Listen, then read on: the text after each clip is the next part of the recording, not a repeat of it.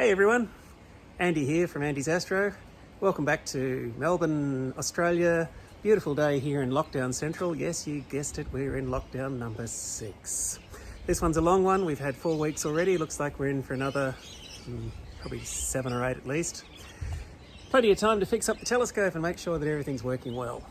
So first up, just want to put out a shout out to Jason. Jason is the developer of K-Stars and Stellarmate. And as you know, I run a Stellarmate with this system of mine. You can see it here. And I upgraded the software, but unfortunately, I couldn't get the plate solving working. And I tried to no avail and eventually reached out to Jason. And using TeamViewer, he spent a couple of hours zooming in here with me. Now, he's in Kuwait and I'm in Melbourne, Australia. But he gave up his time freely, and I mean freely, it cost me nothing. And he discovered that I hadn't downloaded a couple of critical index files. So once we had that sorted out, plate solving merrily away and continuing to image. So big ups to Jason at Stellarmate. Thanks, mate. That was fantastic. You just can't beat that kind of customer service. Now, the other bit of news is I've got a new toy. So on this beast, we've got a new reducer. So what's a reducer, you might ask? Well, this telescope natively is 1000mm in focal length and it runs at f7.7. When we put this reducer on, it brings it down to a 700mm focal length, so much wider field of view. It's now 1.78 by 2.25 degrees, but it also means it runs at f5.3. So that's a whole stop and a bit faster, which means that instead of taking 20-minute subs, I can take 10-minute subs to get the same amount of detail and exposure. So how cool's that? However, like all things Takahashi, it comes with a cost. Now, that little reducer cost as much as this entire telescope. This is a Stellarvue SV70T. It's a beautiful little telescope. I've had 3 apods with this thing. But yeah, for just under 2,000 Australian dollars, you can have an entire telescope or one Takahashi TOA-35 very expensive focal reducer. So you might recall earlier I did a video and I mentioned that I had a reducer with this telescope already, the TOA-FS model. Well, that's a fine reducer if you've got a small size sensor like a APS-C size sensor. And what happens with this beast, which is a APS-H size sensor, almost full frame, well, I got distortion on the edges and it just really wasn't, what you wanted, and the stars weren't round. So I reached out to a couple of colleagues in the United States. You guys know who you are, thank you very much. And they've got the same system as I have, and they were kind enough to share with me their experiences using this new TOA-35 reducer. And basically they justified the expense in my mind of reaching out and purchasing this thing. So I got onto Claude in Adelaide, who is the Takahashi dealer here. And anyway, it took 4 months to get it. Thank you, COVID. But it finally got here, and so now we've got the reducer. Now, of course, getting anything for Takahashi, or indeed any new telescope, means nothing fits, nothing works, nothing's straight out of the box as you'd expect. So that means adapters.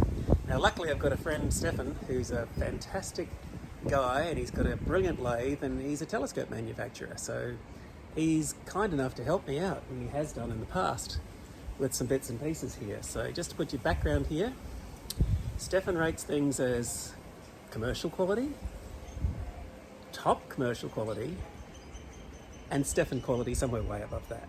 So he was intrigued to have a little play with my Takahashi and Feather Touch bits, and he took on the project of making everything work. So in no particular order, he machined out the block here that the face of the OAG fits where the camera meets the reducer, and he built an adapter to fit this perfectly. he also built this adapter to go with this thing. Now this green thing here, which is the only bit of Takahashi green you'll see in this entire system, this is a CAA, a camera angle adjuster. This is a genuine Takahashi item. Now you'll note when I unscrew this, it rotates easily and beautifully, just like what you'd expect. So you can frame your objects however you want them to be in your system. Now, that's really clever. Mr. Feathertouch, on the other hand, has come up with a slightly different system where you undo this capstan wheel here and the entire focuser rotates so you can frame your objects. Now, I didn't find that useful at all. In fact, I thought it was pretty, well, frankly, not an ideal solution, because what Stefan found when he machined everything was that all of the internals of this, no faces actually met properly. If you rotated it and screwed it back together, it was all out of whack. And also this flange here, which joins the Feathertouch to the Takahashi, it was also out of round. In fact, when he spun the whole thing on the lathe, you could see all the both ends just going wobbly, and like, man, this is a bit of a problem here. So Stefan reground this to make it flush and flat and perfect and symmetrical, and make sure there were no eccentricity areas. Eccentricity areas are when things revolve around not perfectly in circumferentially. Anyway, as they should. He machined inside this thing so that if I did want to use it, it'll now meet the surfaces perfectly and I won't get tilt. And he machined the adapters so I could fit the CAA onto this system, which was on the far better as far as I was concerned. The other issue that we discovered, and like I said, this is it's crazy what happens here. When I put the reducer on, I didn't have enough back focus because I had the CAA in place. And in fact, I had to get Stefan to remanufacture this end cap and save me 15 mils, so that now, as you can see when it's in focus, there's 10 mils of play here, whereas without that I couldn't use the CAA at all. So thank you, Stefan, for your amazing brilliance in remanufacturing this stuff. Everyone needs a Stefan in your backyard, or at least have access to one. So it was very kind of Stefan to help me out, fix that. So now this thing will rotate just the way I want it to, whenever I need it to. And the telescope works beautifully. So I've now got round stars in all four corners, which is great. I mean, you got to really chase after that, but it's really well worth having. And now the big beast is performing well. We're almost there with cable management. I say almost. We're in lockdown, and my buddy, who's really handy with the soldering iron, he's about an hour and a half away from me.